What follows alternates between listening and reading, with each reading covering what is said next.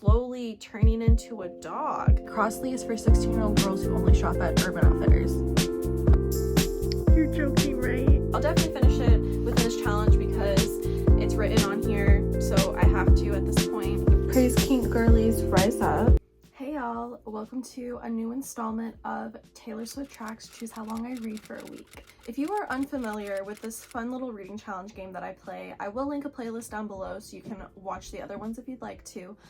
But for this month, it's November, and we have to do a cold album, okay? We've already done Evermore, the coldest album of all time. What I'm thinking, since it's still fall, it's not quite winter yet, it's only appropriate if we do Red for the month of November. Now, Red, how do I explain this? It is one of her best albums of all time. I don't think it's underrated. I think a lot of people agree that it's a very good album. It has the hits, you know, We Are Never Getting Back Together, I Knew You Were Trouble. It also has All Too Well on it. Let me explain the rules of this game. What I'm gonna do is, I have it up. I have Red Taylor's version up on Spotify right here. I'm going to shuffle the album. Whatever song it lands on determines how long I read for that day, okay? I don't have it in mind how long I'm gonna do this. I actually did not write out or plan out this video at all, which I usually do. I'm just kind of filming it on a whim right now. I don't know if I'm going to do 5 days, 6 days, 7 days. It kind of just depends on how I feel and how far behind I get on this challenge by the end of the week.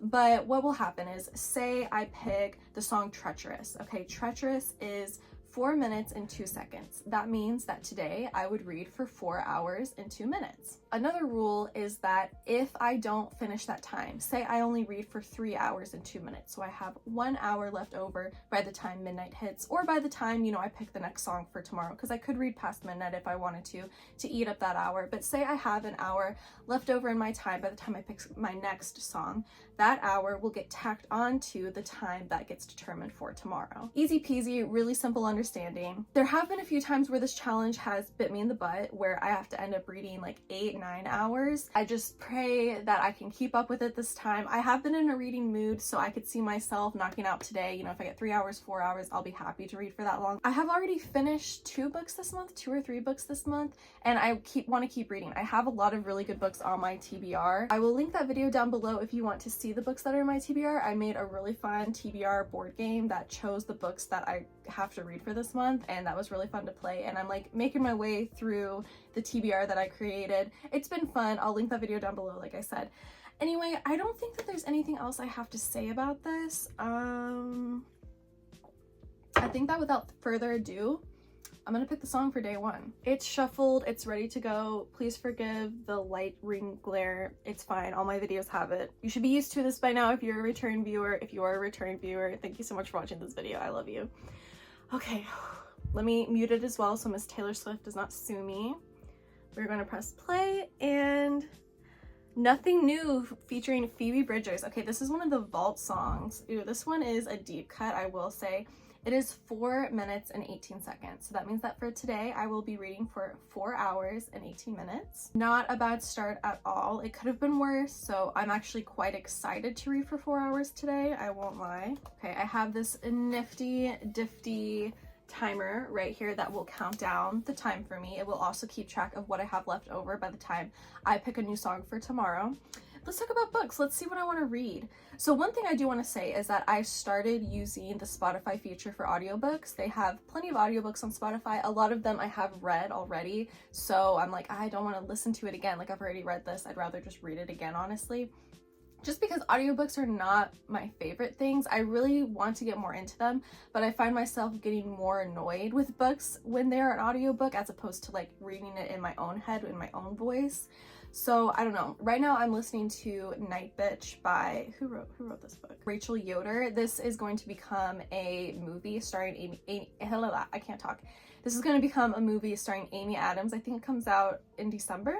And I really want to finish the book before I go see the movie. I'll let you know, I am not enjoying this book at all. It's insufferable. I would never put up with the things that this woman puts up with. I think I'll save that book for if I'm like way behind, if I have like 2 hours to go and it's like 11 p.m. and I'm like, oh my gosh, what am I gonna do? I don't want to have to tack an extra 2 hours onto tomorrow. I'll just listen to an audiobook. I think that'll be That'll be smart. I'm also in the middle of, what am I in the middle of reading? I started Legendborn. I started reading Legendborn last night. This is by Tracy Deonn, and I am loving it. I am absolutely adoring this book so much. It is about a girl who is part of like this early college plan where like teenagers who are in high school obviously can go to this college to learn, but it's like, it's a magic world. It's a magical telling of Merlin, okay, like King Arthur, like that kind of era.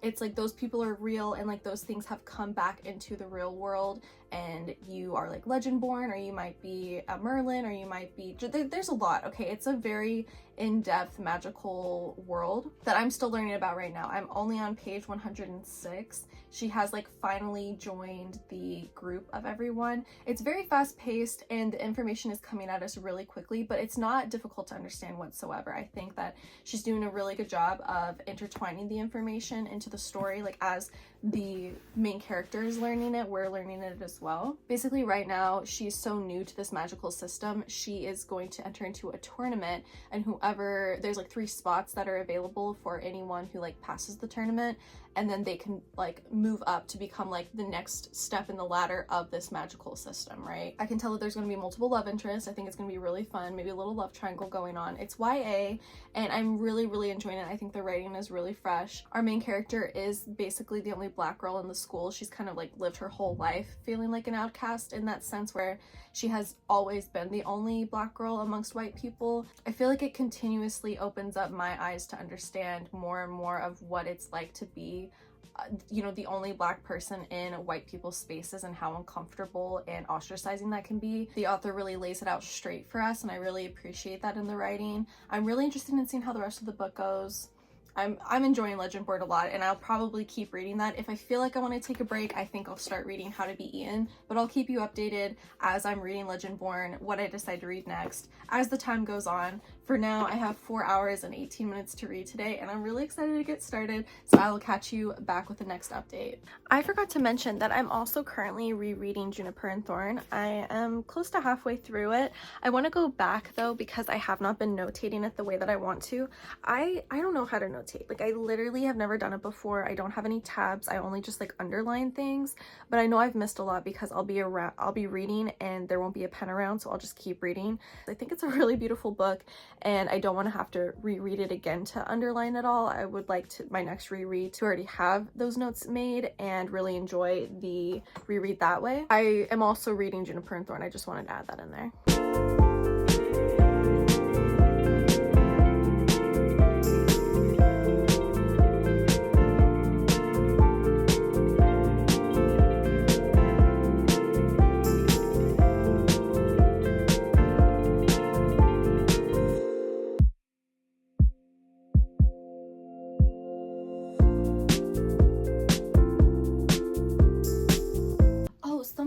Say about Legendborn, I totally forgot to say this. It's giving very The Mortal Instruments, okay, City of Bones. Remember how that book starts where Clary and Simon come up on Jace, and I can't remember the other people's names. I know Alec was there, but the female character, I can't remember her name. But Clary has the sight to see all these monsters. That is just like our main character here. She has the sight to see these monsters that these people are killing, right? These pages, these Merlins, like whatever their rank is. There's like all of these monsters that like the regular people can't see. I believe that they're called the Onceborns, the like regular mortals, human people, but she has the sight to see these monsters and she keeps coming across them. There is also this whole mystery with certain people within this magical system who can erase memory, and her mother has died, and she, let me pause this because I'm not technically reading. She remembers that there was something that happened the night that she was told that her mother died, but it was like the memory was taken away from her. So she wants to join this society because she wants to try to unlock that memory and get more clarity out of her mother's death. So that is also happening. So there's like monsters, they have to fight these monsters. But right now she's in this tournament to become, I don't remember all the names. I don't remember what the rank is that she's trying to become, but if she passes the tournament, she will be able to like join the ranks of these people who fight these monsters. She might be able to learn more about the system and more about her mother's death as well.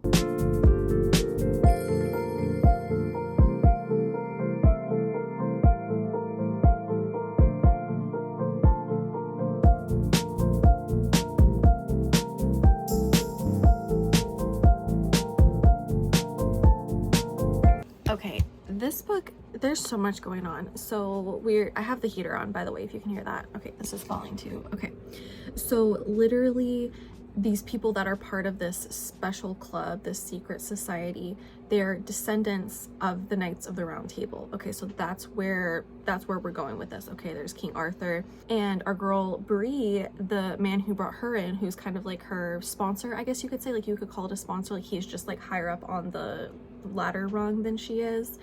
His name is Nick, and he's a literal straight descendant of King Arthur. That's crazy. That's crazy talk.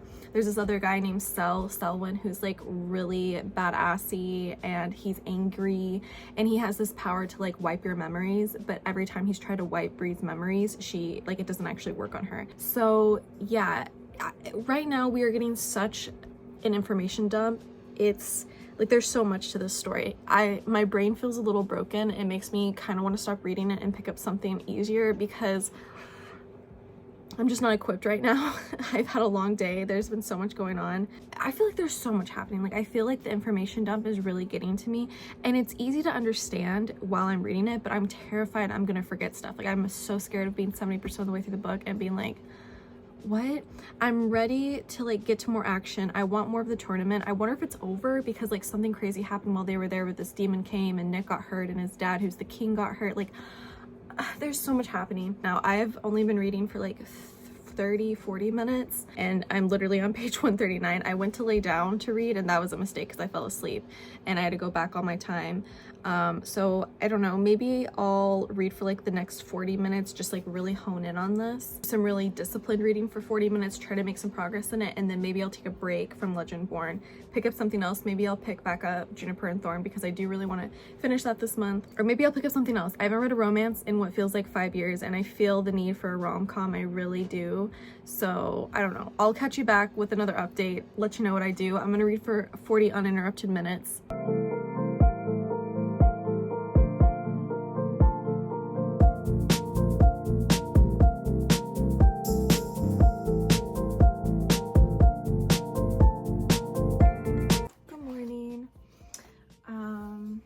It's day 2 of Taylor Swift Tracks Choose How Long I Read for a Week Red Edition.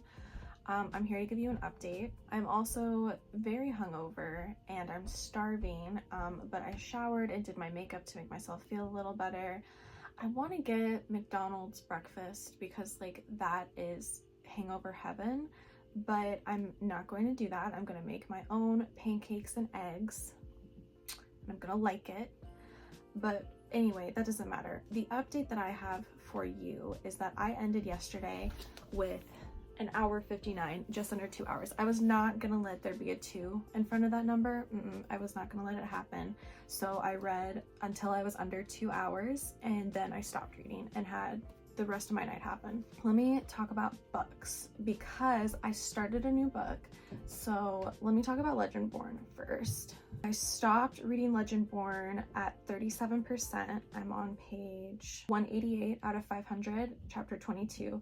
They're just finally starting the, is it a tournament, the trials, whatever it is, so that like, this is to like determine who will like move up the ladder, who will like actually be accepted into the program of the Knights of the Round Table ancestry. I don't know how to explain it at all. Like, I'm totally understanding it while I'm reading it, but I can't explain magical systems to save my life. So at that point I was like, do I want to get further into this because part 2 is almost over, or do I want to take a little break and pick up something else? So that's what I did, and I basically read Evocation by S.T. Gibson for the rest of the night. Here, let me show you the cover of it. That's the cover. I'm liking it. I think that S.T. Gibson, like, it's funny because my only criticism of Legendborn is that there's so much information being thrown at us, which I'm appreciating. Like, I wanted to read a magical book with a huge magical system, but with S.T. Gibson, literally, we get all of the information. Oh my god, I'm losing my voice. What's great about S.T. Gibson is that she gives us all the information that we need literally within the first 3 paragraphs of this book. Okay, we have David, we have Reese. They used to be together, like they used to be boyfriends, but then something happened and they are no longer together. And Reese actually got married to Moira. All 3 of these people are very clairvoyant type people, okay? David, he's an attorney, but on the side he does seances, so like he makes money from, you know, people coming to talk to their dead loved ones. Reese, he's like newer to the whole world. Basically there's like this kind of underground fraternity for these clairvoyant men. I think that only men are allowed. I think they talked about how they tried to let girls in, but like no girls even wanted to join. I don't remember. It's basically like an old boys club, okay? And Reese was invited in, so he's like new to the space, but he's like very popular and people like him. I think he's just like a fresher face and he's young. There's like a competition for like the high priest, and both David and Reese are going after it. And then Moira, who's Reese's wife, she is like an astrologer, so she like reads people's birth charts, natal charts. She like does readings for them and tells them about like what's gonna happen with, you know, the moon being in Saturn tonight or whatever, so here are your options to be successful, you know, stuff like that, like astrology. Okay, we all know astrology. See how easy that was? Like I literally just gave you the whole rundown of the whole system of the book. And I couldn't do that for Legendborn because I'm so bad at describing magical systems. So I am loving Legendborn. Like, do not get me wrong, the writing is so good, and I'm loving the character Bree. I love all the characters, honestly. I like Nick. I even like Alice, who is like her best friend that keeps like tattletelling on her. But yeah, so I was reading Evocation for the majority of yesterday, and I got to 19%. I had stopped in the middle of a chapter. I'm on page 78 of 402, 19%. Yeah, okay. So now I think all we have to do is pick the next song for today. I still have to make my little list, you know, those papers that I make that like, you know, detail the days and how they're going. Here, I'll show you. Remember these? We've done these for the past Taylor Swift Tracks to Choose How Long I Read for editions, and I just like write down the days, what song got picked, what books I'm reading, and we can, you know, it's just like nice to look back on. I really enjoy making these little papers. I'm not a creative person at all. I have no creative bones in my brain, but these are fun. I like how informative they are. So I still need to make one for Red. But without further ado, let's pick the next song for today to add to my time so I can get to reading after I have a bountiful, greasy breakfast. The laptop, and it is shuffled. I'm gonna press play and see what we get for today. I really, really hope it's not the 10-minute L2L version because I don't think I can handle it today.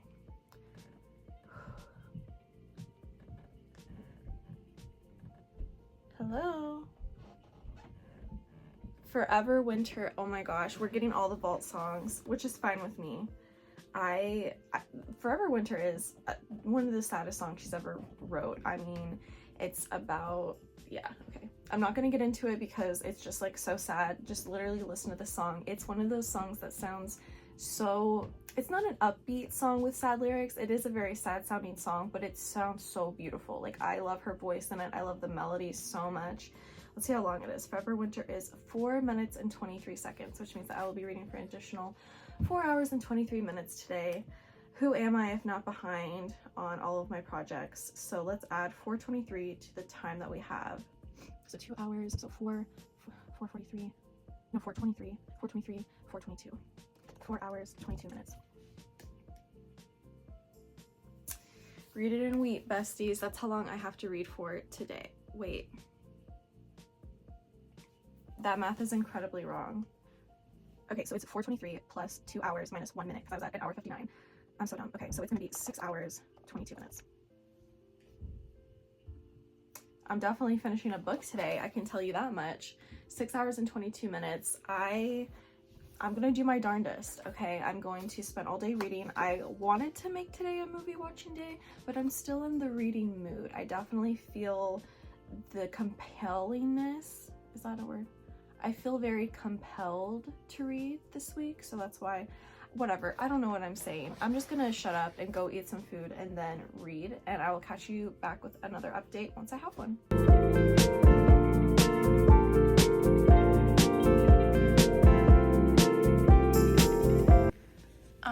I need this quote hung in my house or tattooed on my body or something.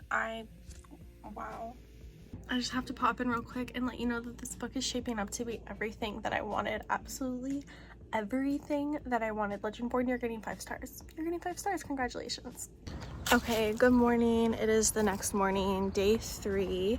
I don't know where I've landed at. I definitely still have some time left, so I'm gonna go on my walk, listen to the audiobook Night Bitch, and I'll just keep track of my time, like through the time that, like what time it is and what time I get back, and just subtract that. And then when I get back in, I will update you on yesterday.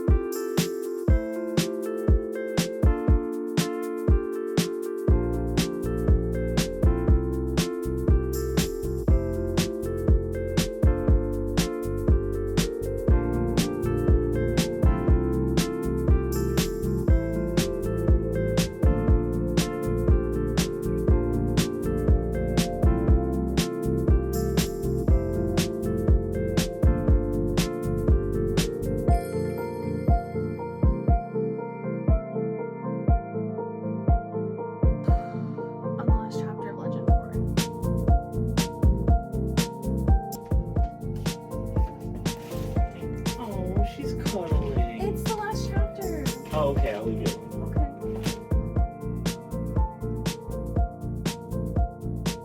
Wait. It's so fast. Wait, why does it say there's 5 minutes left in this chapter? Wait, no. Hold on. I have to reread that.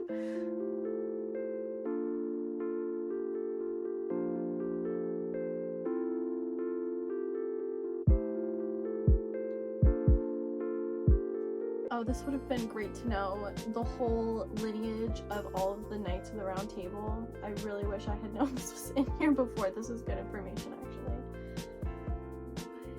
What? Oh my gosh, the author's note. I don't think I'm ready for it. Hold on, I'm gonna read the author's note.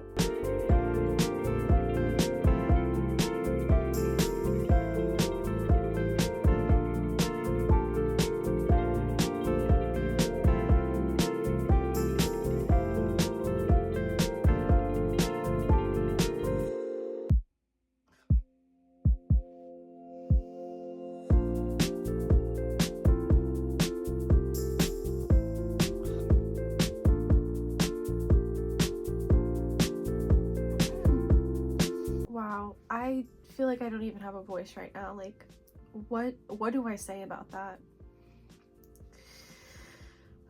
I finished Legendborn. Oh my freaking gosh. I did not see that ending coming. I feel like I don't even know how to say it. I feel like smart people could have seen it coming. Like, maybe it was obvious. No, I had no idea. Okay,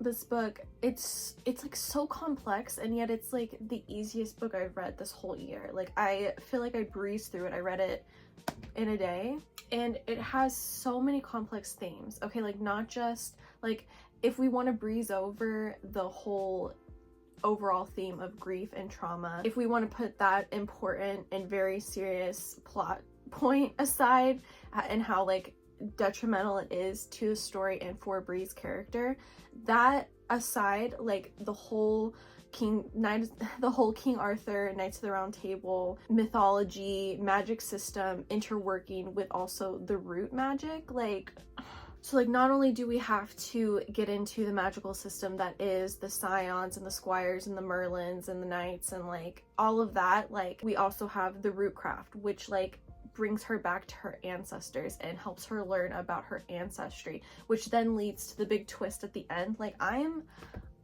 in awe. I really like this book. Okay, it's 5 stars because the writing is amazing. I'm really enjoying the relationships that she's having between everyone. I think that she's a very strong character to weave in all of these complex themes. Like, I am so impressed, and I'm so Like, this is 5 stars. This is a gorgeous 5 stars. I'm like so happy to give this book 5 stars because I was thinking, oh, you know, maybe I was seeing how it could possibly end. Like, I was seeing where we were going with all the scions and like King Arthur and like everyone being called back and like all the demons and everything that was happening. Like, I could just like see where it was going. The twist was so good, but then like not just the twist, like the way that the twist is called upon when she realizes things within her ancestry, like, I feel speechless. I feel like I don't have the vocabulary to articulate how good this book is.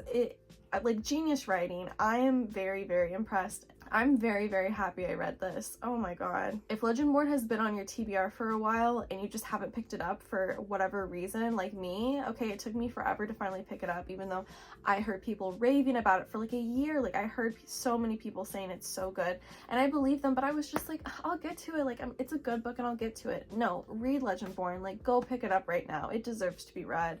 Wow, I'm I don't know what else to say because my mind is so fried right now. Like, I was not expecting any of that.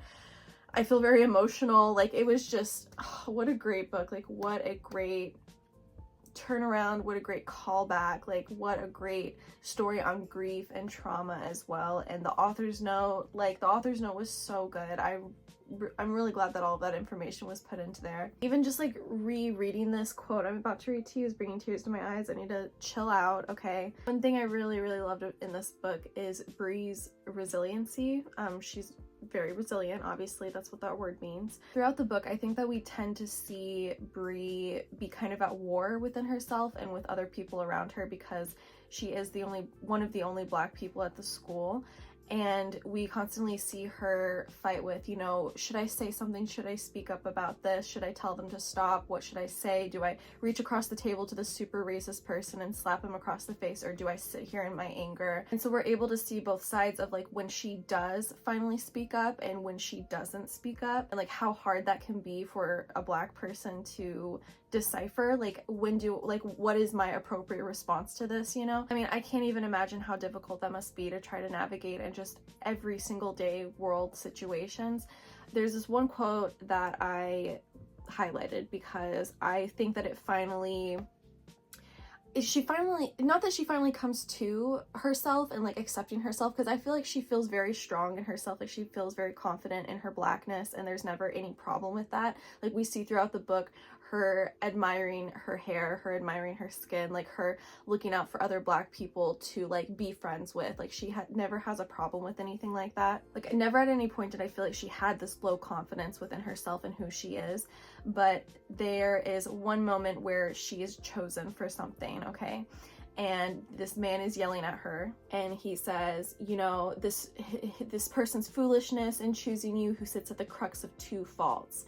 And he like goes on to berate her, and it says, this is what I highlighted, it says 2 faults, my race and my gender, but they are not faults, they are strength, and I am more than this man can comprehend. I am more than this man can comprehend. That literally, like, I felt sparks fly out of my brain when I read that, because wow, what a way to put that. First of all, what a way to uplift yourself in a moment like that, to think of like, I am more than he can even comprehend.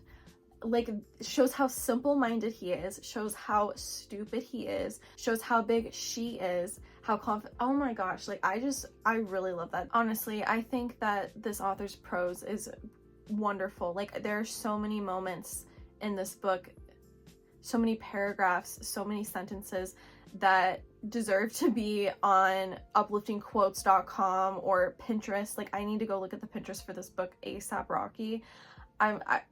Amazing book, very well written. Love the main character to death. I love the story. I loved her journey. I'm talking about it so much. I'm gonna stop now, I promise, because we have to move on with this video and move on with the day and pick the next song and everything. We're still in day 3, by the way. It is currently 8:42 p.m. and I have 1 hour left. So I'm still on yesterday's time. I have not picked a song for today, okay? I went outside for my walk. I listened to Night Bitch for literally like 30 minutes before I got tired of it. I'm finally in part 2 of it. I don't even know what percent that technically is. You can see it says I have 5 hours and 21 minutes left. I don't know if you can see that, but I listened to it at 1.8 speed because the person who's speaking this book to me, who's reading this book to me, she's on slow-mo. So it'll definitely take me less than 5 hours and 21 minutes to finish it.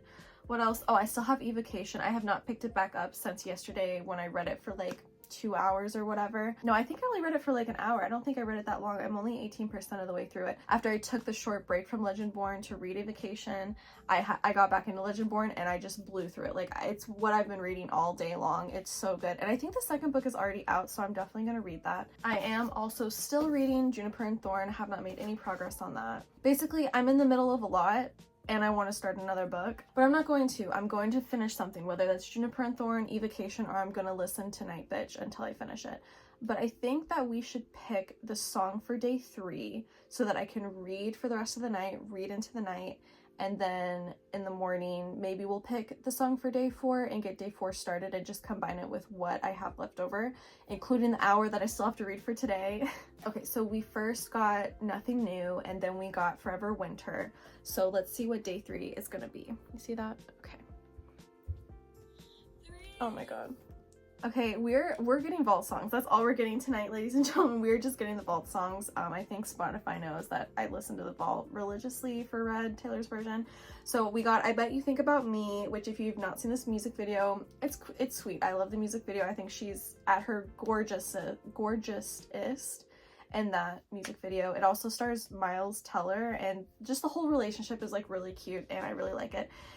This song is 4 minutes and 45 seconds long, so that means I'll be reading for an additional 4 hours and 45 minutes on top of the hour that I have left over. So I have 1 hour 41 minutes or 41 seconds. I'm just gonna round it down to 1 hour, so 5 hours 45 minutes. Okay, so technically that is the time for day 3. Day 3 will be over in like 3 hours, but I'll see how much I can read for the rest of the night. This little update clip has already been way too long, so I'm gonna shut it off and get to reading.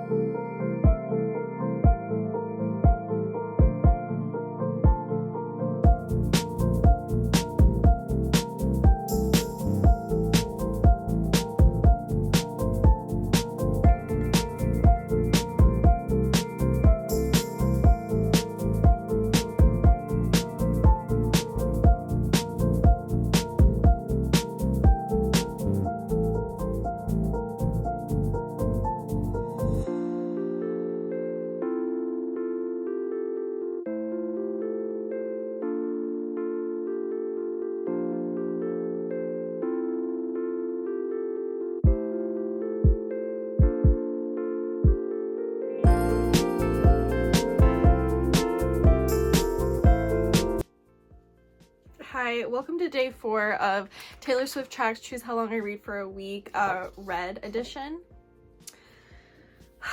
I'm not prepared. Hold on one second. Okay, I just had to check how long I read for today because I had to go into the office which is a very rare occurrence for me. I'm very blessed to be able to work from home, and I was needed in the office today. So what I did while I was working was I just kept track of my time because I still had time left over from yesterday, because obviously yesterday had a lot of time racked up in it. So I just had to check how much I read because I kept a note of it on my little sticky pad, and then I took a picture of it before I left. So I read today for a total of 3 hours and 7 minutes, and let me pull up my computer one second. I just want to see what I even ended the day with, because I got up and I went on the treadmill to like get some steps in, because I knew I'd be at work all day, and like it's hard to do that when you're not at home working right next to your treadmill.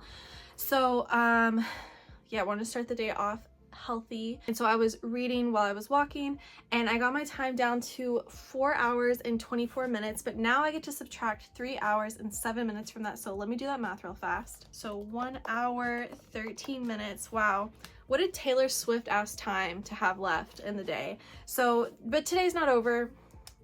It'll be over in like an hour and 18 minutes. I still have like a mile and a half to go for my goal of walking 5 miles a day, which I have done for a whole week straight. So I'm not trying to break that streak right now. Anyway, it's day 4. It's time to pick another song. It's time to add even more time to this and read for the rest of the night. So let's, what do I want to do first? Do I want to do an update? I think I want to do an update. So let me see. I was listening to Night Bitch while I was working because it was a very easy album to listen to while I was putting in some numbers. That's not what I do. I don't do numbers. I don't know why I said that. Anyway, it says that I have 2 hours and 39 minutes left. I listened to it between a 1.5 and a 1.8 speed because the person reading this reads it very, very slow, which I'm sure the author was very appreciative, but I am not. Night Bitch, what's happening? Okay, so we're in part 3. We're in the final part of the book. Have I even talked about what this book is about? I don't know. I don't think I have because I kind of hate it. It's definitely getting 1 star. I would love to see the ending surprise me, and I end up giving it 2 stars. Basically, it's about this woman. She is more educated than her husband, she's smarter than her husband, she is all around better than her husband, and yet she's the one who decided to have a child, as if he had a choice in birthing a child. I don't know why I said that. She had a child, and she was the one who has decided to stay home with the child, even though she had a great job that she loved, that she went to school for. She has multiple degrees, like she's very qualified, but he gets to literally go on business trips every week. Like he works out of town, so he's only home on Saturday and Sunday. He's gone 5 days a week, and she has to stay home and take care of the child, right? Because otherwise she feels like she'd be a bad mother if she went to work. So basically the whole novel has been full of resentment against her husband, which I understand completely, because her husband is a snot-nosed idiot. Like he doesn't know how to take care of the child, and I get it, he's not there to take care of the child, so like when would he have learned how to take care of the child?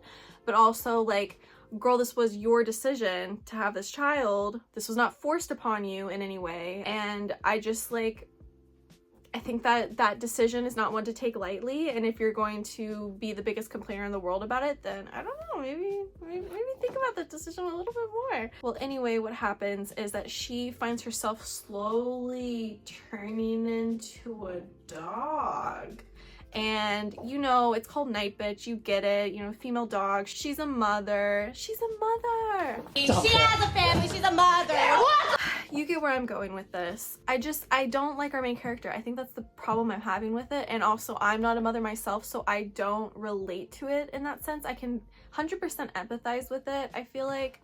But I also just like, there is that distinctive lack of a link being between me and the main character, and that disconnect is just like really raging against me, and I'm just really not enjoying the book. So I'm trying to get through it, trying to finish it. I'll definitely finish it within this challenge because it's written on here, so I have to at this point. Okay, so that's where I'm at. I have 2 hours and 39 minutes left of it, sped up. Hopefully it'll take like an hour and 15 minutes.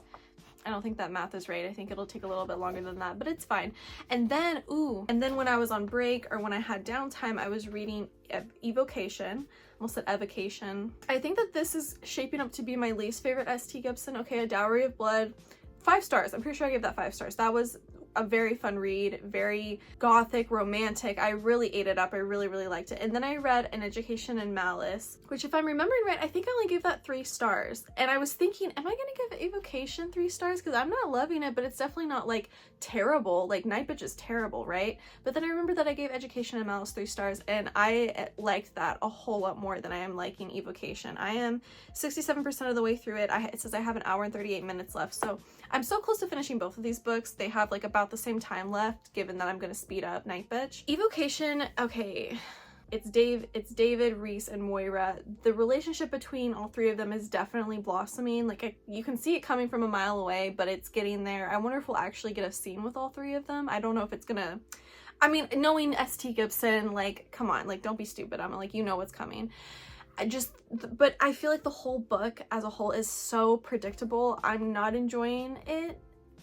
I don't know. And it's also missing that like really gothic vibe that the first 2 books I read by her have. I am very disconnected from the characters. The only female character, Moira, I don't think she's written badly, but I don't love her. Like, I want to fall in love with a female character, okay? I want to be able to be like, oh, I want to be her. I want to be like her. I want to be with her. Like, that's how I want to feel about my female characters.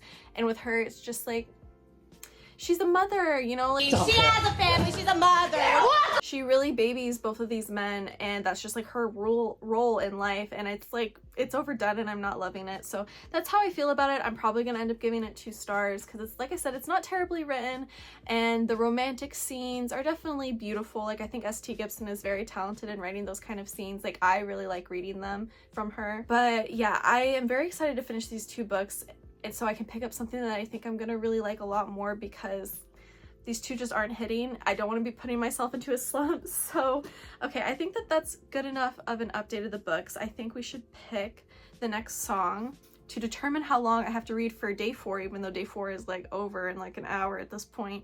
But we will just add it to the time tomorrow. I have plenty of time to read tomorrow, so we will be doing that. Okay, so we have Red up here. It is shuffled. It is muted so Taylor Swift does not sue me.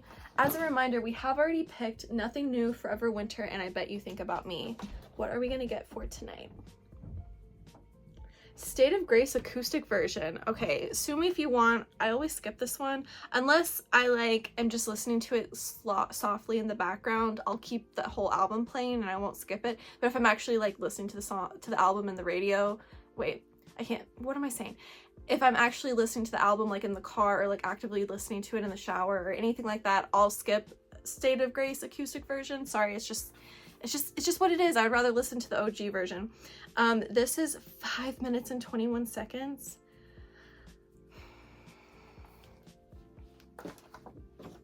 I love reading, so this isn't a problem for me. I'm not upset about this at all. So okay, time left over, I had 1 hour and 13 minutes, so let me add 5 hours and 21 minutes to that time. Hold on. Okay, so this is my new time for day 4. This will 100% bleed into tomorrow because there's no way I can fit 6 hours of reading into the final hour of this day when I still have 1.5 miles to walk on top of it. This is the lot that I chose for myself. This is my lot in life, and I'm really happy to be doing this. I actually really am grateful that I have the opportunity to read as much as I can, and I'm going to finish these 2 books. Am I gonna stay up tonight? Maybe I'll try staying up really late tonight and reading well into the night, because my day is not busy tomorrow. So we'll see, because knowing me, I could pass out at 11, I could stay up till 4. We'll see where the night takes us. I'll take you along with me. How about that? Okay, besties, I'm going on a walk outside and I'm gonna listen to Night Bitch while I go.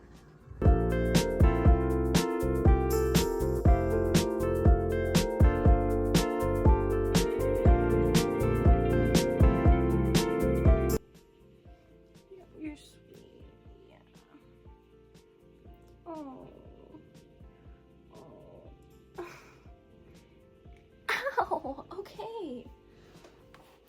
All right. So I just finished Night Bitch.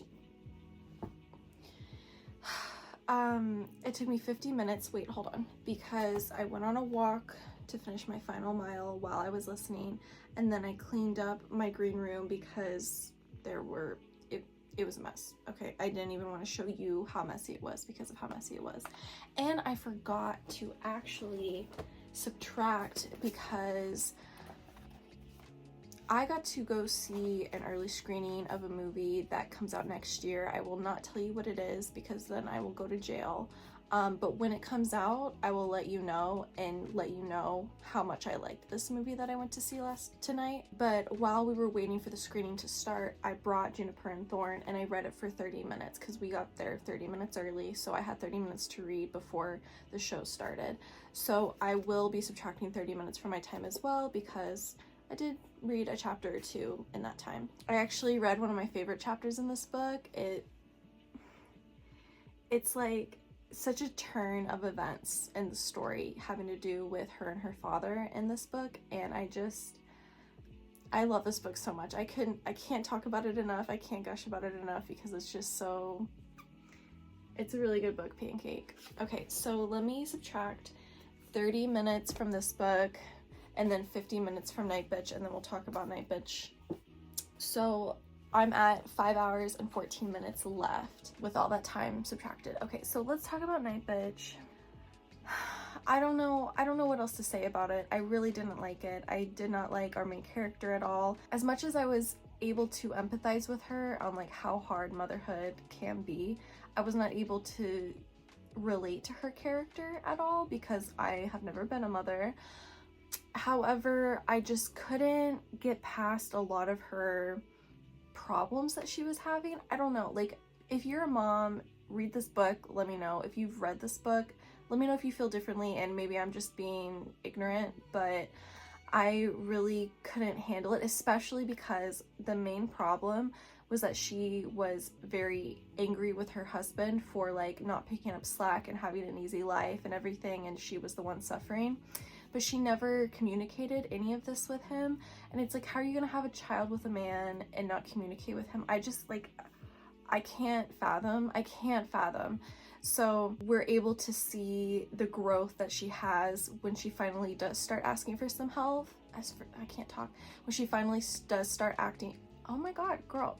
When she does finally start asking for some help. So I guess that's just like character development, but I just like, at that point I was like, why did it take this long to get here? There were also a lot of really convenient moments. Like, okay, there is a lot of talk about these vitamins, like these mommies are trying to sell vitamins, like health vitamins, okay? And the mother is going through this whole transformation, like the final 1/3 of the book, a lot happens in her transformation.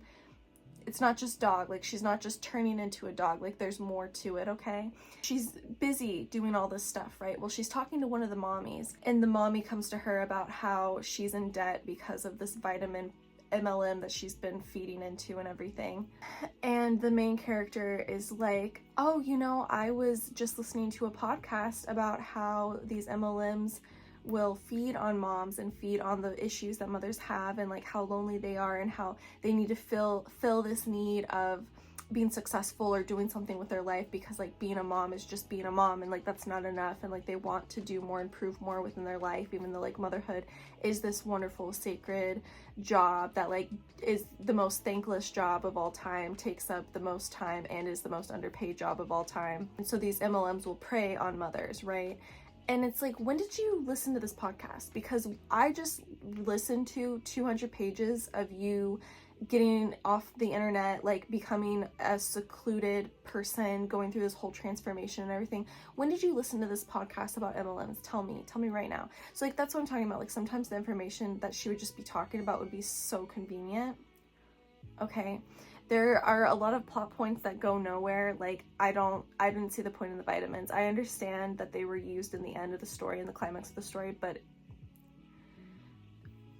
I don't know. I guess I understand the whole development of like women helping women and like not being afraid to ask for help and being a mother and not, you know, because like being a mom by yourself, like that has to be so horrible and like so tiring and weighs on your mental capabilities, and just like, I don't know, I think it could really deteriorate a person as well. So like, I understand the whole theme of like not being afraid to ask for help and like creating community amongst mothers to like help out and everything. I just didn't like it. I didn't relate to it, and that's all I'm gonna say to it about it. That's all I'm gonna say, okay? So I have 5 hours and 14 minutes left. It is currently 1 in the morning. I thought it was 12. It's fine.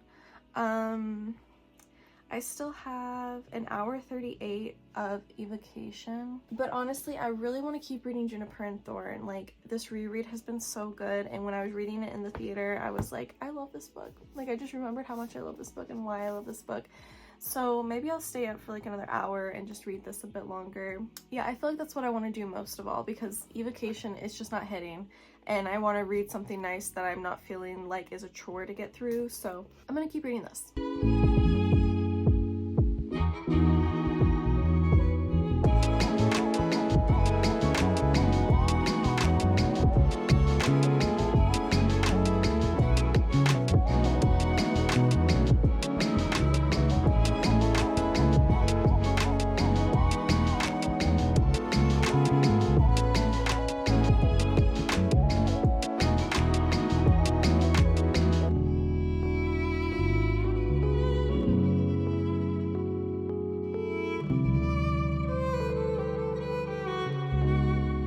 Okay, I have to talk about this. I'm sorry, I literally just woke up. Like, I woke up like an hour ago.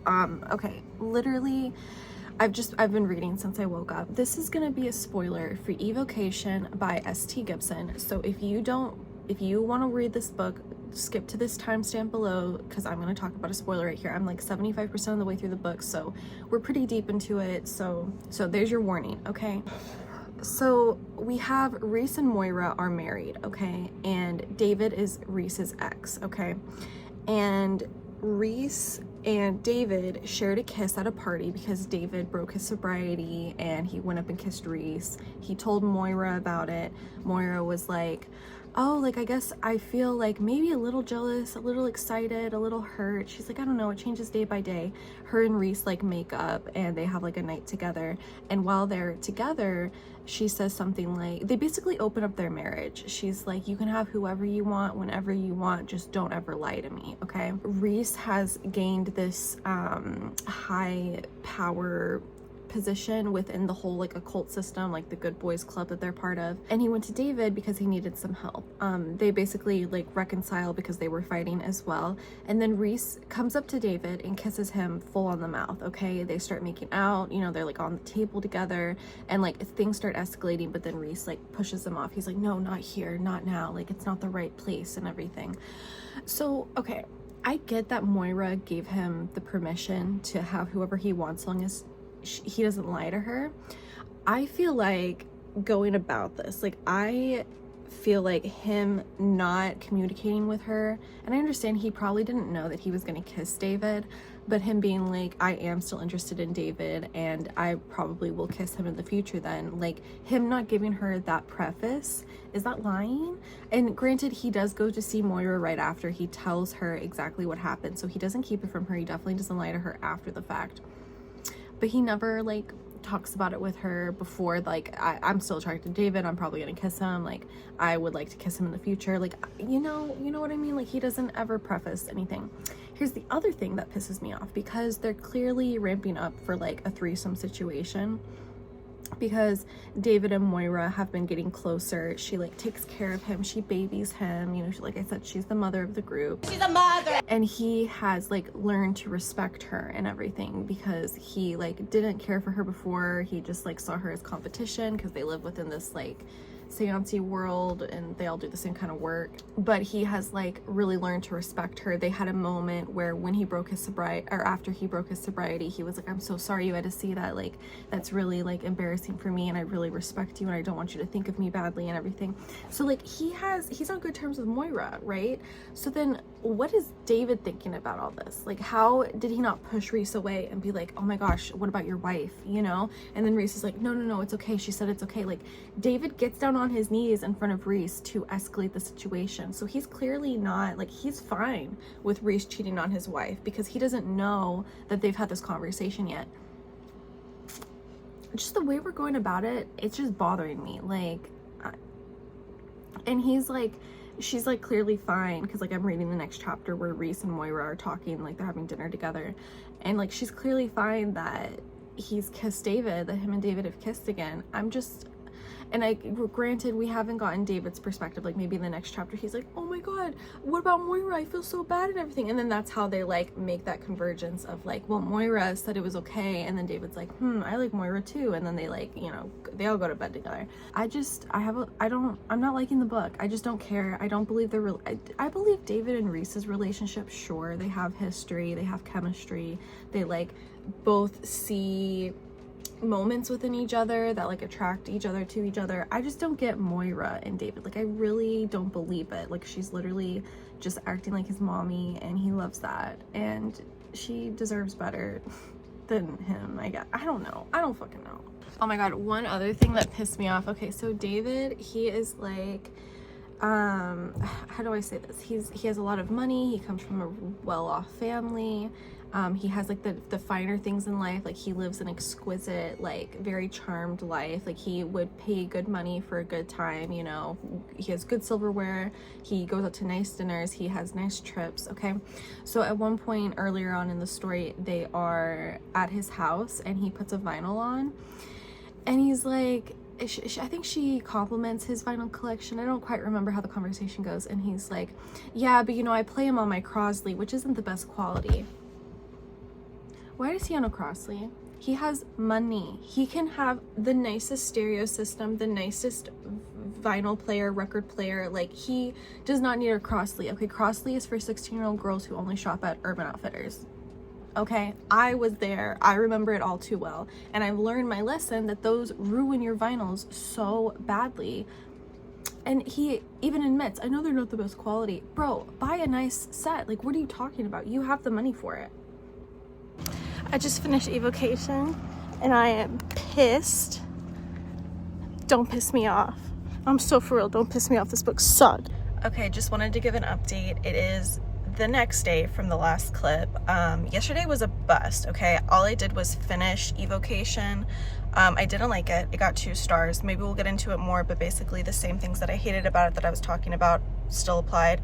I have to go back into the office today, so I'm just gonna keep reading. I have like 3 hours and 43 minutes left over from the day prior. So yesterday, we're just not counting that. Like whatever day that was supposed to be, day 4 or 5, it's no longer, today is gonna be that day, okay? So I'm just gonna read as much as I can, like while I'm on break or when I can at work, and then I'll keep track of the time the same way I did 2 days ago.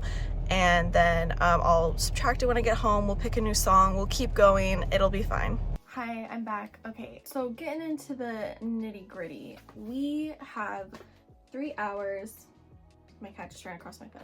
We have 3 hours and 44 minutes left. However, at work, I think I added this up correctly. I read for 1 hour and 20 minutes. So let me subtract that real fast from here so we can get an accurate reading of how much more reading I have to do today, not including the time that I have to add for today.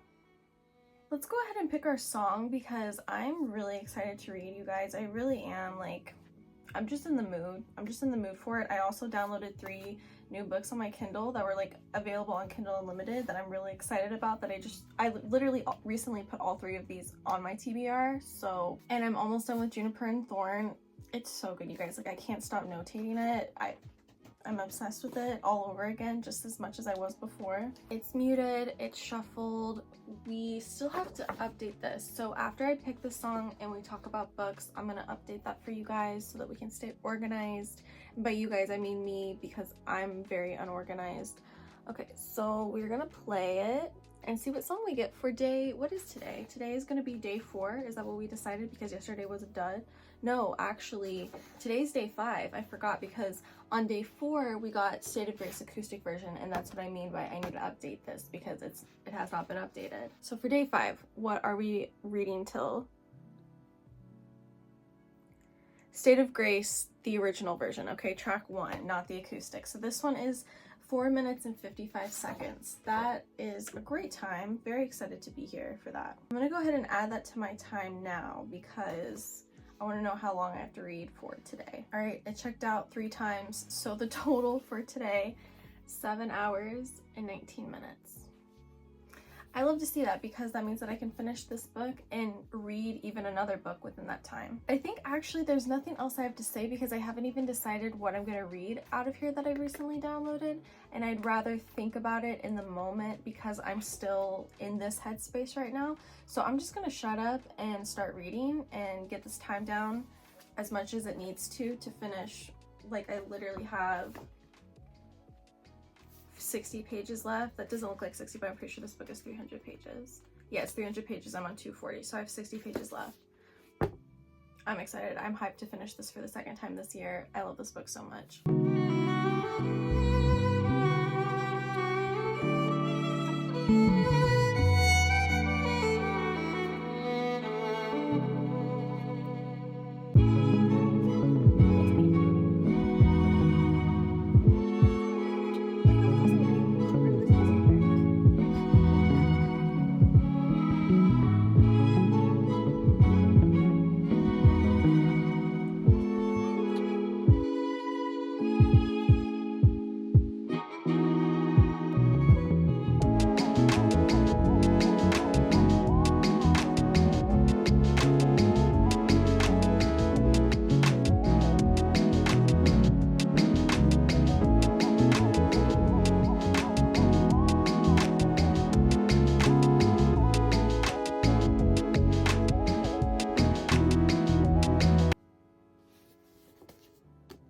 I finished Juniper and Thorn again for the second time in 2024. This book is so good. Like, I can't even, oh my god. I don't know if I've even talked about what it's about, like, in this video. The very short synopsis, in case I didn't, okay? We have Marlinchen. She has two other sisters, and their father is a wizard. He's like the only wizard. They live in Ukraine, I'm pretty sure. I don't think it's Russia. I think they live in Ukraine.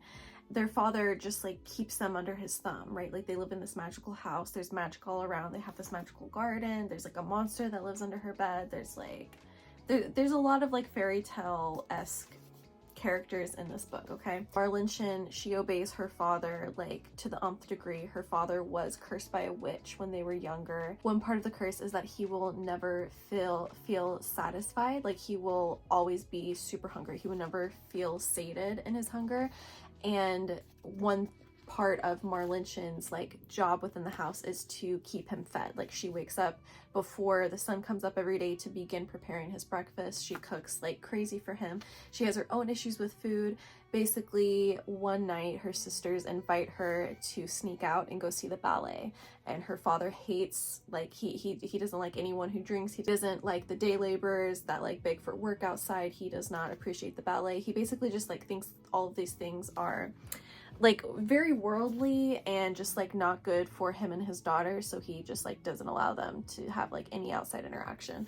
And so this one night they sneak out to the ballet, and she falls in love with the main actor in the ballet, whose name is Sebastian. Sebastian has his own demons at home that he's dealing with, and we just kind of go from there. Like, I really can't tell you much more without just explaining the whole story to you.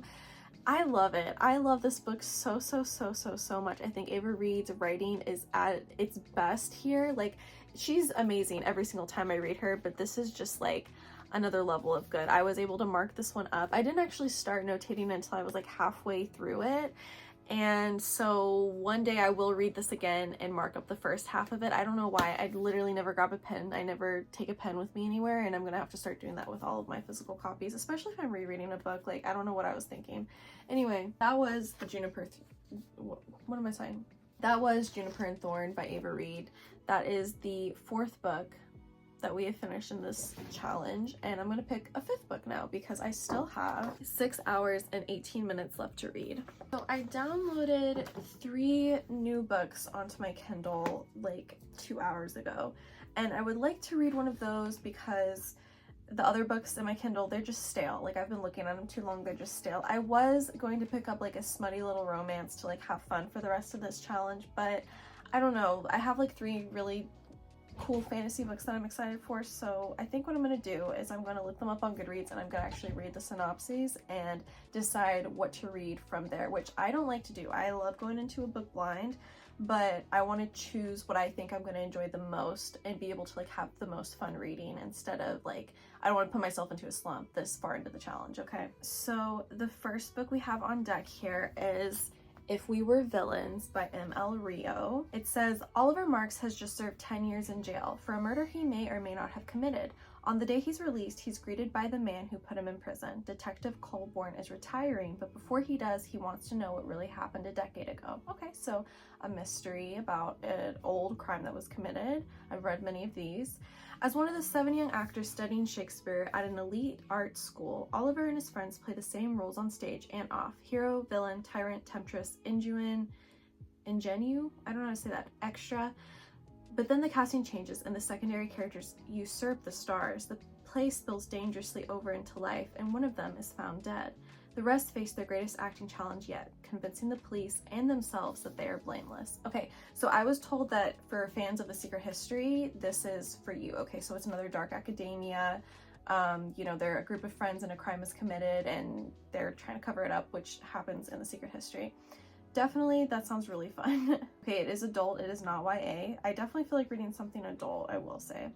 Okay, this next one we have is Phantasma by Kaylee Smith. When Ophelia and her sister discovers their mother brutally murdered, there is no time to grieve. Ophelia has inherited both her powerful, death-driven magic and enormous debt on their home.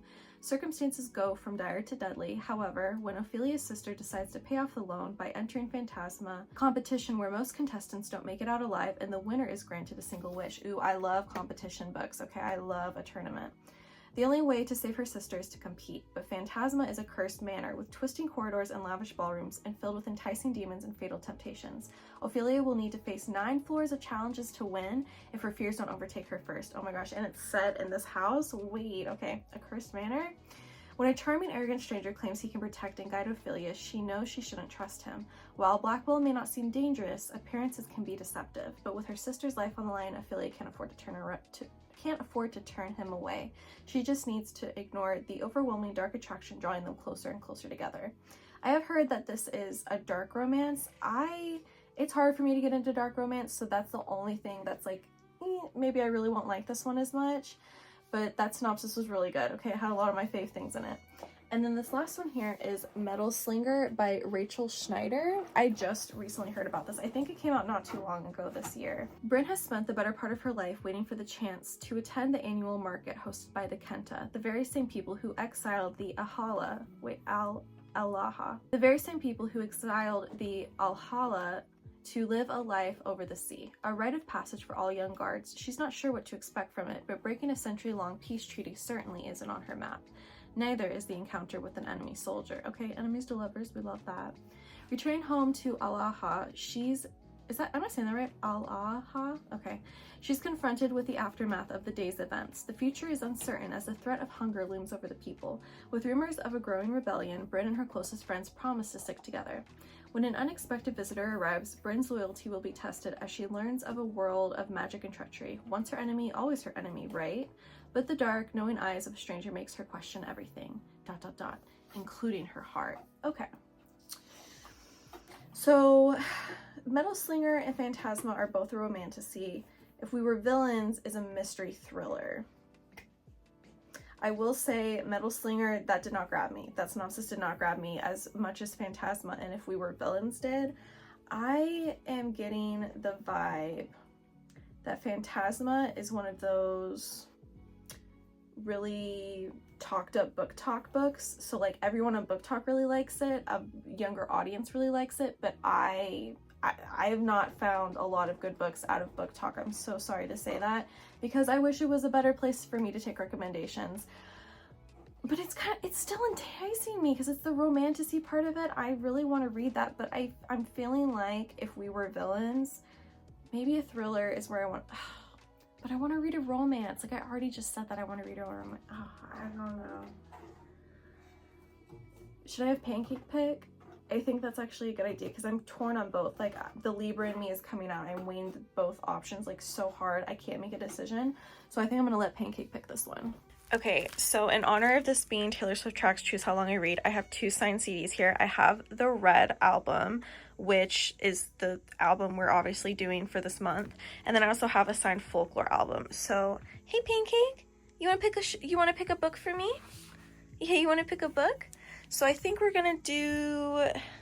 Okay, I'm going to say that Red is Phantasma, and I'm going to say that If We Were Villains is Folklore, because Red is definitely more of a romantic album than Folklore is. Folklore is definitely giving those Dark Academia vibes. So, let me put these over here, and we'll see. Go see! Go see!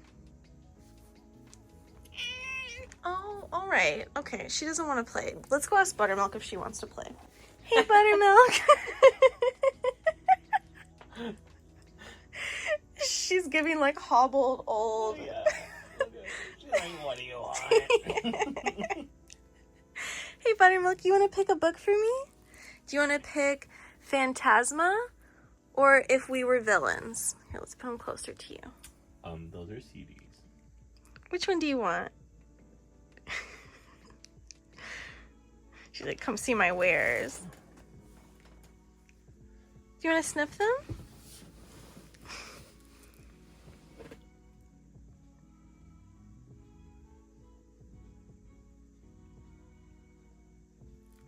Yeah? Is that the pick?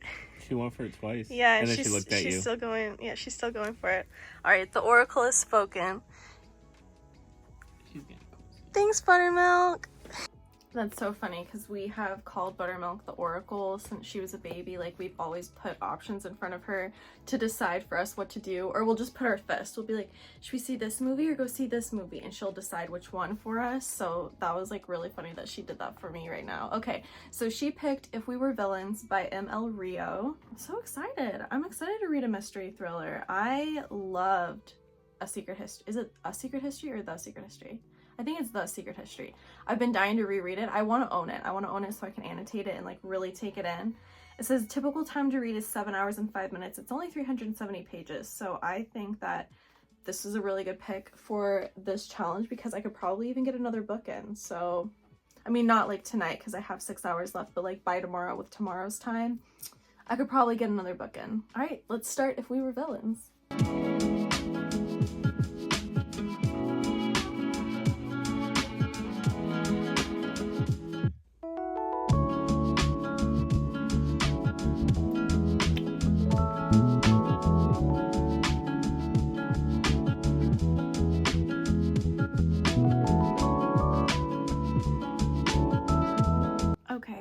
Bonking out for the night. I have 4 hours and 29 minutes left of the time that will be added on tomorrow, but I plan on getting up early before work and reading. I just lost my voice because it's late. So I am 97 pages into, what is this book called? If We Were Villains. That's 27%.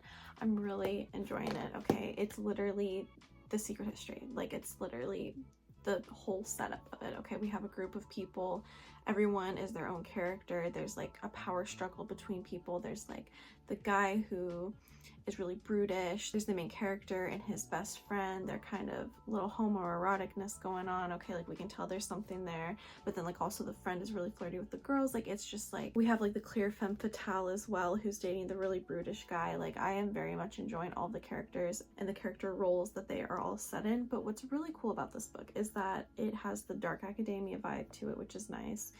They're in, I don't know if it's like necessarily theater school. I guess it is. I think it is an acting school. They all speak in Shakespeare, which is great. And sometimes the way that the author is writing it, she's writing it like a screenplay. So it'll be like Richard, and then it'll have like his line Meredith, and it'll have his line or her line, even though it's just like regular dialogue that they're saying. And then sometimes their dialogue is literally lines from a Shakespeare play, like any Shakespeare play. And so I think that's really cool. It's definitely like giving the academia vibes. I remember having a problem with when I read An Education in Malice by S.T. Gibson. They went to like poetry was the academia part of it. Okay, here it's like plays. In that book it was poetry, but the author never like wrote any poetry or shared any like famous poetry with us, or just like hadn't, like, she just talked about poetry. Like, the characters would just talk about it instead of like showing it to us. And in here we are seeing a lot of like actual dialogue that would be in like a play in many different ways. So I think it's written very intelligently, and I'm enjoying it. Like, I want to keep reading it, but it's getting late and I really have to go to bed. But yeah, I'm about 100 pages in. I have 4.5 hours to go. I'll see you in the morning. I just wanted to give a quick example of how cool and like how much I'm enjoying how this book is written, because like we go from regular book dialogue to like stage dialogue, and like we go in and out like that all the time. There are a lot of quotes, like a lot of Shakespeare quotes. I'm probably not finding one right here, and they haven't had one in like a chapter because something serious just happened in the book. But yeah, they quote Shakespeare a lot, and you'll see it'll be like italicized whenever they quote him. And yeah, I think it's just like a really fun book because there's a lot going on, not just with the story but also within the writing itself, and I'm liking it.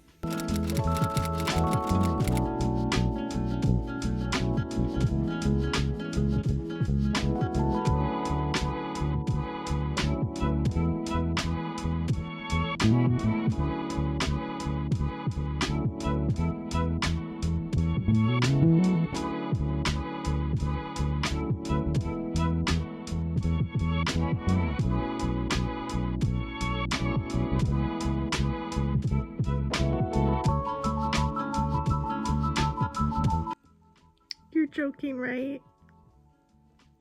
I'm reading the epilogue of If We Were Villains, and you're joking, right? Oh my god, literally tears are dripping off my face right now. You cannot be serious. I just finished If We Were Villains. It took me 6 hours. I don't know. I stayed up till 2 reading it. I woke up at 8 and kept reading it. I think I'm gonna give it 5 stars. I think I have to give it 5 stars because of this reaction that it has warranted from me. Oh my god. I feel like I can't talk about it without spoiling it. Like, literally, it's like a group of 6-7 friends, and they are all in acting school. They're all obsessed with Shakespeare. Shakespeare is like littered throughout the literature of this book. I loved it, okay? And then the author, you read at the end, she literally mastered in Shakespeare. Like, she has a master's in Shakespeare studies. So like, she was the perfect person to write this book, and I'm so glad that she did. I loved it, okay? The dark academia vibes, the romance vibes, the friendship vibes. It's set during 1997, where like homosexuality was still very much taboo, and like that whole aspect of the book just like really hit for me. Oh my god, I don't even know what else to say. I feel very sick to my stomach right now because of that ending. I can't. That was so good. That was so good. I love a tragedy, and this book delivered. That's all I'm gonna say. I'm still crying. Okay, I'm gonna calm down. I love when a book can get this kind of reaction from me, okay? That's how I know that it's a 5 star. Okay, so I still have some time left, and today is day 6. I think today is going to be the last day of this challenge because tomorrow is Friday. I would really love to have this edited and uploaded by tomorrow so I can have a video for this week. I'm cutting it a little close. I don't like giving myself such limited time to edit, but we're going to see how well I do. I have 43 minutes left from day 5, and we're going to pick the next song for day 6, the final song for this challenge, and I'm going to read until that time is up. If you're a dark academia girly, if you're a Shakespeare girly, if you're a tortured poets girly, if you love a tragedy, pick up If We Were Villains. I'm so for real. Yeah, let's pick the song first, and then we'll talk about what I'm going to read next. So, all right, we're back on the Red album. It is shuffled. I'm going to press play. You can't really see it very well from this angle. Begin Again. Oh, what a great song to end the challenge with. Oh, that's gonna make me emotional. Don't. And it's only 3 minutes and 58 seconds, so I'll only have to read for 3 hours and 58 minutes today, added on to the 43 minutes, so that's not bad at all. We did not get all too well the 10-minute version in this challenge, and that's okay. Maybe I'll do another video, like a short form video where I read for 10 hours just for fun, because I kind of wanted to get that song just to give myself a little challenge and see how much I could, like how many pages I could read in 10 hours. I think that'd be fun. Okay, so let me add this math up. So, okay, so added up, that is 4 hours and 41 minutes. and that will complete the challenge. I think that what I'm gonna do is I'm gonna pick up Phantasma, because that was the other book that I was thinking about yesterday. I definitely won't finish it. It says you know, the average reader, it takes like over 8 hours to finish it, so I'm sure that, you know, the same is going to be about right for me. It's a dark romance fantasy. I really hope it doesn't turn me off. I hope it doesn't piss me off and upset me, but I'm going to start it and I'm going to read for the next 4 hours and 41 minutes, and I will catch you up with any updates that I have.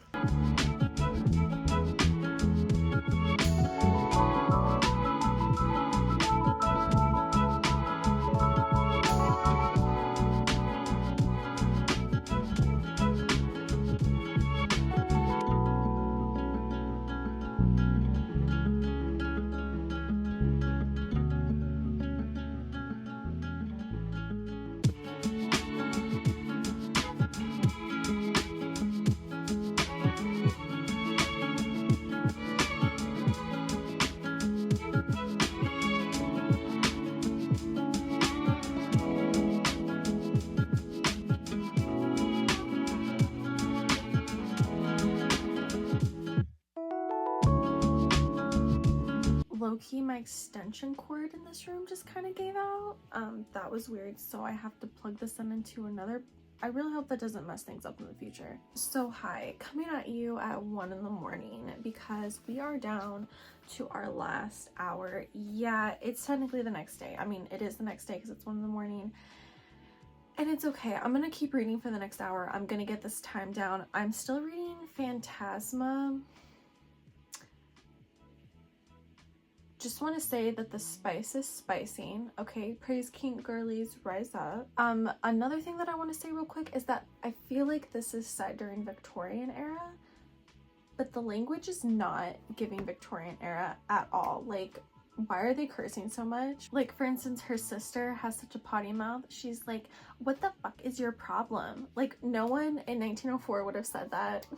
So like that is definitely taking me out a bit, because like I see instances where like the clothing or the carriages or the setting is like very Victorian era, but then the language is not giving that. Okay, it's fine. Yes, also I showered and did my makeup for the last of this video because I wanted to look good for you guys. Do I want to give a synopsis now? I think I will, because once I'm done here, like once this hour is up, I'm gonna be so tired. I'm not gonna want to explain to you the beginning of this book. I'm just gonna want to talk about everything that happened in this challenge and then go to bed. Okay, so we have Ophelia and her little sister Genevieve. Okay, so their mother has just died. It is like passed down through the women in this family that whenever the mother dies, one of the daughters has to like take on the role of like being a necromancer, right? So the oldest daughter, Ophelia, takes on that role once her mother has died, and like the day after her mother's death, these bank collectors come to their house and they're like, hey, your mother took out a loan on the house and you guys owe us $35,000.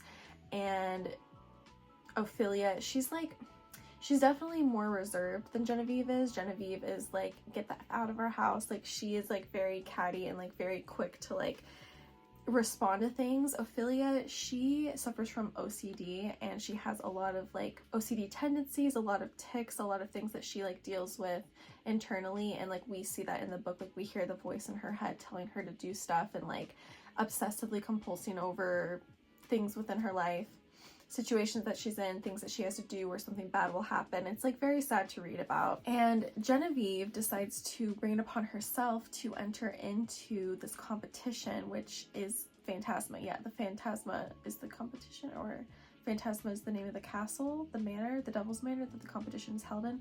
I'm not for sure. I don't know if that's the name of the competition, but that's definitely the name of the manor that they're in.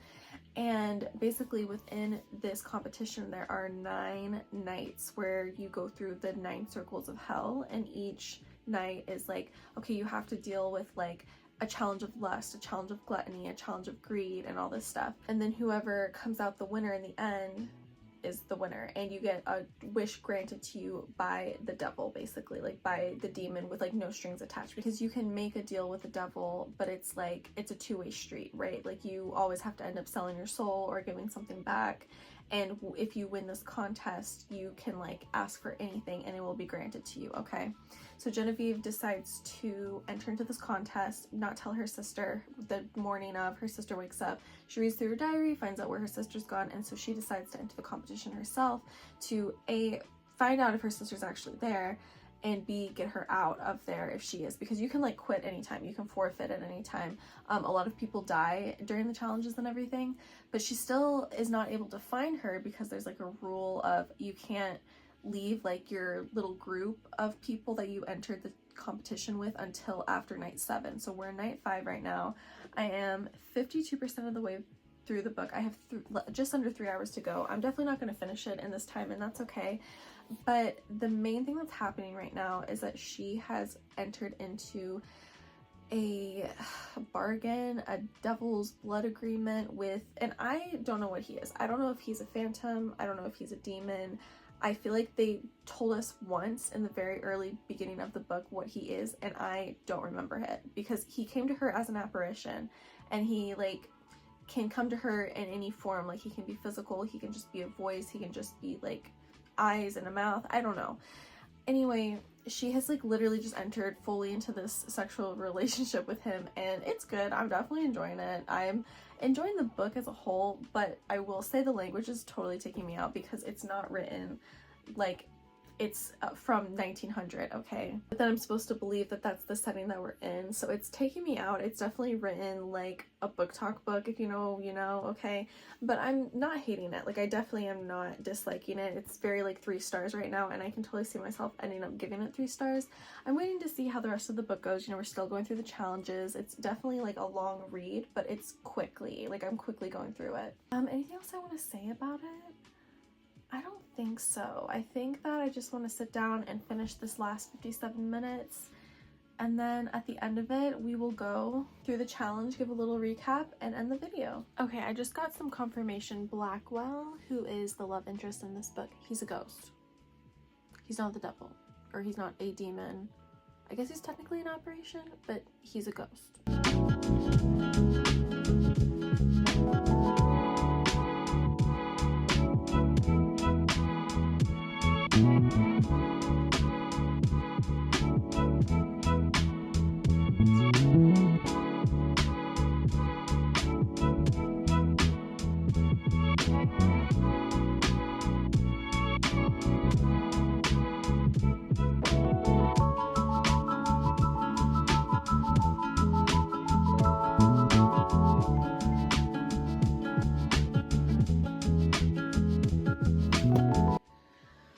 That's the challenge, ladies and gentlemen. I actually have 1 minute left in this chapter, so I'm just going to read it real fast and then we'll talk. Okay. Alright, so I am 69. How ironic, because this book is just so chock full of smut. I'm 69% of the way through Phantasma. That's page 307 out of 412. I'm on chapter 38. It's still very 3 stars. Like nothing is like really making me super excited or happy. Like the smut is smutting, and that's nice because I definitely wanted something light and easy to read. I think that the magical system of like this whole demon world and everything is like really easy to understand. They're just like going through the competition at this time, going through the trials, and then that's like 1/3 of the book, I'd say, and then like the other 2/3 of the book is like her relationship with Blackwell, who is a ghost. I just figured out, remembered, and they have like their deal going on. She's helping him, he's helping her, and I don't know, I have nothing else to say about it. Like it's nothing to write home about. I would not suggest this to hardly anyone. Like maybe my romantasy friends would like this. I feel like if you've read all the romantasies and you need a new one, pick up Phantasma, you'll enjoy it. But let's talk about this challenge. Okay, so we did 6 days. We read for over, oh, let me add up these hours. We have 26, 27 hours in 6 days. And I read 5 books. 5 and like 3/4 of a book. That's a really successful challenge in my opinion. So If I were to rank these, so we have Legendborn, I gave 5 stars. Then I read Evocation, I gave 2 stars. Night Bitch, 1 star. Juniper and Thorn, a reread, 5 stars. If We Were Villains, 5 stars. And Phantasma, so far, it's a 3 star. Okay, hope maybe something crazy will happen in the end. I'll be really excited to pick up the second book and it could bump it up to a 4. I don't think it's gonna piss me off anymore to where I'm gonna be like, oh, this deserves a 2 star. Like, it sounds pretty solidly at a 3 right now. If I were to rank these, Juniper and Thorn is like the best book of all time. Like, I love this book. I can't wait to reread it for a 3rd time. Like, that's how much I love it.